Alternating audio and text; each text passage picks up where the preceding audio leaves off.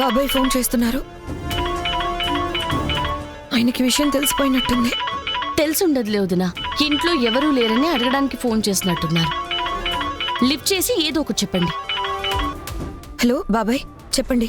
ఎక్కడున్నావమ్మా? ఇంట్లో ఎవరిని పిలిచినా పలకడం లేదు. ఇల్లంతా సైలెంట్గా ఉంది. అందరు ఎక్కడికి వెళ్ళారు? యువరాజ్ వాళ్ళు నిషిని బయటకు తీసుకెళ్లారు బాబాయ్. చేంజ్ కోసం నేను పనుండి బయటకు వచ్చాను. ఎందుకు బాబాయ్, ఏమైనా కావాలా? పైన రూమ్లో జగదాత్రి వాళ్ళు ఉన్నట్టున్నారు, పిలవనా? వద్దులేమ్మా, ఏం అవసరం లేదు. నువ్వు పని చూసుకుని రామ్మా. అలాగే బాబాయ్.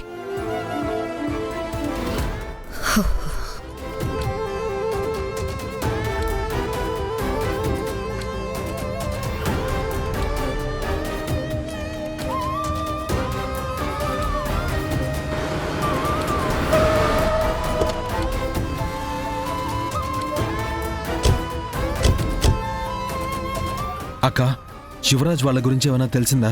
లేదు కేదార్, బాబాయ్ ఇందాకే ఇంట్లో ఎవరు లేరేంటని కాల్ చేశారు.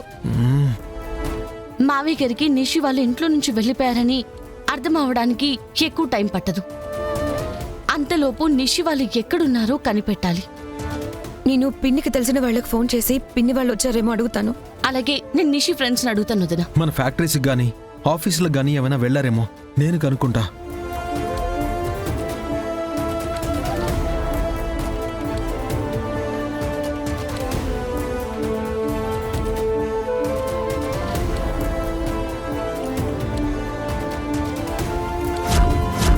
ఎవరు వస్తారు, ప్లాన్ అర్థమవుతుంది అన్నారు.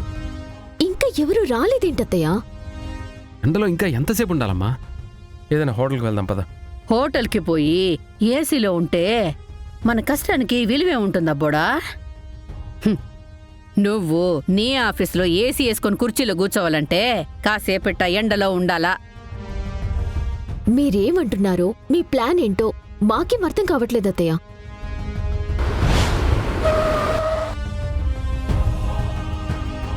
ఇగో ఇప్పుడు అర్థం అవుతుంది. అటు చూడండి.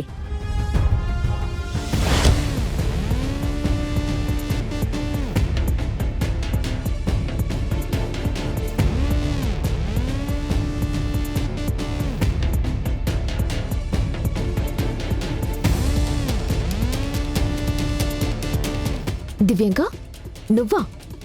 నువ్వెప్పుడొచ్చావు? హైదరాబాద్లో లేనని చెప్పావు కదా. రాత్రే ఒక చిన్న పనుంటే వచ్చాను. పొద్దున్నే మీ అత్తయ్య కాల్ చేసి గుడ్ న్యూస్ చెప్పారు. గుడ్ న్యూసా? అదేంటి? అదే, మీరు కౌశికితో గొడవ పడి ఇంట్లో నుంచి బయటకొచ్చేశారంట కదా. ఏంటి దివ్యాంక నువ్వు? మేమిలా రోడ్డు పాలవ్వటం నీకు గుడ్ న్యూస్ ఎలా అవుతుంది? గుడ్ న్యూస్ నాకు కాదు, మీకు. అర్థం కావట్లేదా? మీరు యువరాజ్ని కన్స్ట్రక్షన్ కంపెనీకి మాత్రమే సీఈఓని చెయ్యాలని ప్రయత్నిస్తున్నారు కదా. అవును, కానీ ఇప్పుడు Vajrapati group of industries major share holder and managing డైరెక్టర్ని చేయబోతున్నాను. ఏంటి దివ్యాంక నువ్వు చెప్తుంది? నిజమా? మా వదిన ఒక్క కంపెనీనే యువరాజ్కి ఇవ్వను అంటోంది. అలాంటిది తన పోస్ట్ ఎలా ఇస్తోంది? ఇవ్వదు. మరి మనం లాక్కోబోతున్నాం.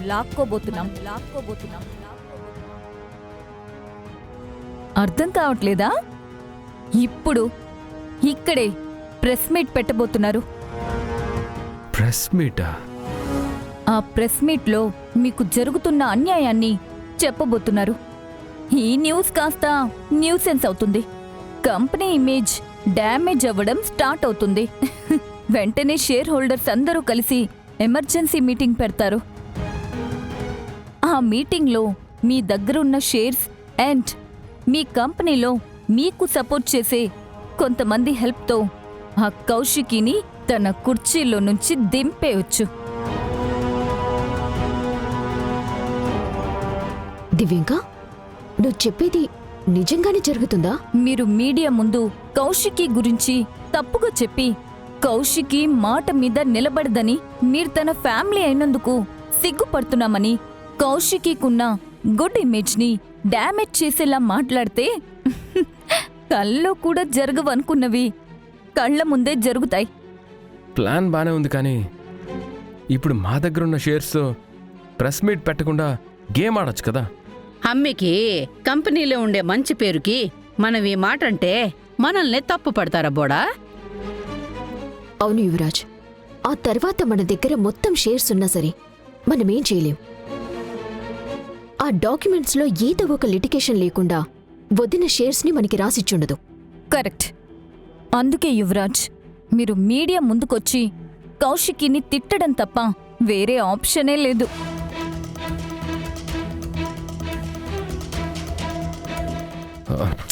సరే, గుడ్. ఇప్పుడే నా ఛానల్లో ప్రెస్ మీట్ గురించి స్క్రోలింగ్ వేయిస్తా. 10 నిమిషాల్లో మా వాళ్ళొస్తారు, ప్రెస్ మీట్ స్టార్ట్ చేస్తారు. సరే దివ్యాంక, రెడీగా ఉండండి.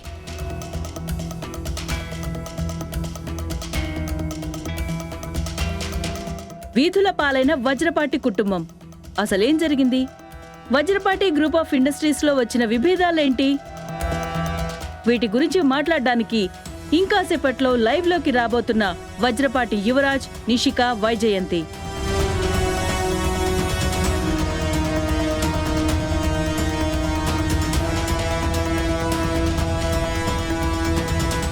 మా పిన్ని వాళ్ళు ఏమైనా అక్కడికి వచ్చారా లేదా?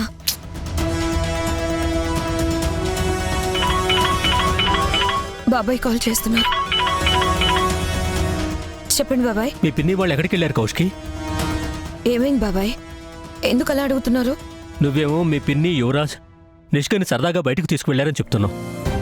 ఇక్కడ దివ్యాంక ఛానల్లో మీ పిన్ని వాళ్ళు ఏదో ప్రెస్ మీట్ పెడుతున్నారని చెప్తున్నారేంటి? ప్రెస్ మీట్ పెడుతున్నారా? ప్రెస్ మీటా? అయితే నేను వెళ్ళి దాన్ని అర్జెంటుగా ఆపాలి. అసలు ఏం జరుగుతుందమ్మా?